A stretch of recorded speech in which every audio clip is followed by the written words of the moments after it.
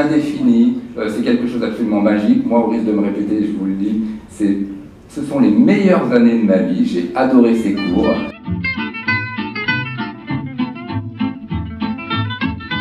J'ai un peu l'impression ce soir, c'est évidemment cette invitation, ce cadeau empoisonné qui m'a été fait de prendre la parole devant vous, que je suis étudiant à Sciences Po, puisqu'on m'a soumis pour une dernière fois, dans une sorte d'acte d'exorcisme par l'humiliation publique, à l'exposé de 10 minutes.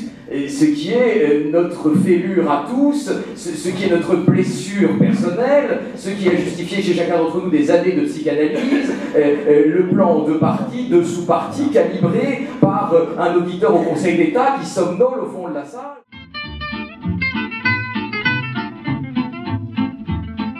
Je ne vais pas trop loin.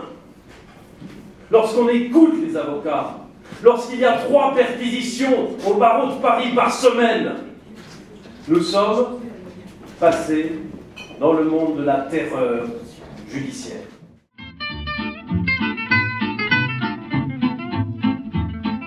Les secrets sont des informations. Or, l'information, c'est pouvoir. Donc, être dans le secret, c'est avoir le pouvoir.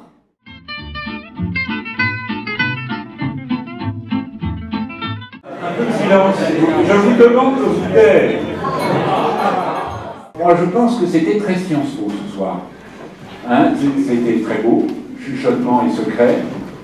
On n'a pas appris grand-chose. Mais sur la forme, c'était bien. C'était très français. Au fond, c'était une soirée très française. Il ne manquait que les plans de partis et de sous-partis. Vous avez vu dans mon discours qu'il y avait 2 partis et 2 sous-partis. Bien sûr, Rémi. Hein, il y avait 2 partis. Rémi, bon élève, et lui, il a continué par l'ENA. Voilà. Sciences Po, tout seul, ça suffit.